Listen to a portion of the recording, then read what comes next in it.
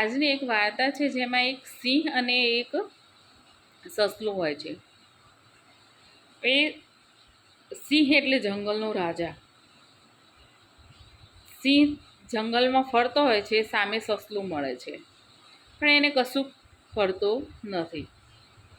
સસલાને એમ થાય છે સિંહે મને જોઈને કશું કર્યું નહીં, એ તો દોડતું દોડતું જતું રહે છે.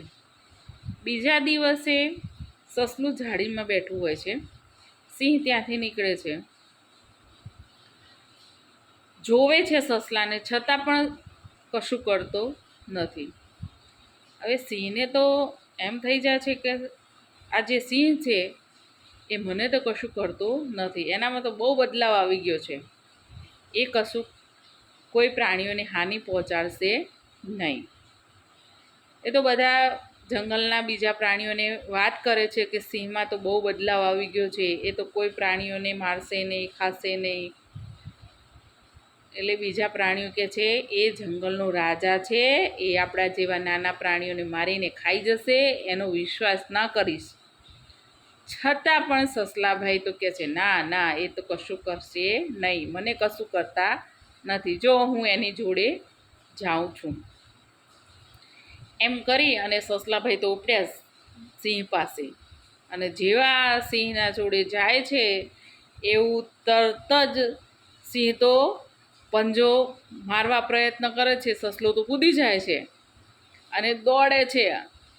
આગે જઈને કહે છે કે સિંહભાઈ, તમે 2 વખત તો મને કશું કર્યું નહીં, અને આજે કેમ તમે મને મારવા કરો છો? એટલે સિંહભાઈ કહે છે, અરે ઓ નાદાન સસલા, પહેલી વાર તું જ્યારે મને મળ્યો એ વખતે મારું પેટ ભરેલું હતું.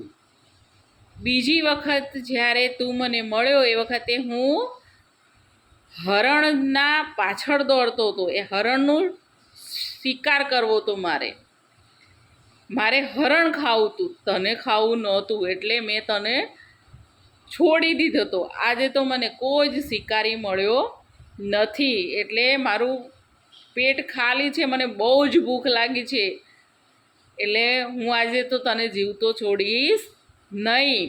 એમ કરી અને સસલાની પાછળ સિંહ દોડે છે, પણ સસલું તો જાય ભાગ્યું અને માંડ કરી અને સિંહથી બચીને ગુફામાં જતું રહે છે. પછી સસલાને શાન ઠેકાણે આવે છે કે ક્યારેય આવા માણસ હોય યા તો હિંસક પ્રાણી હોય એનો ક્યારેય ભરોસો કરવો જોઈએ નહીં.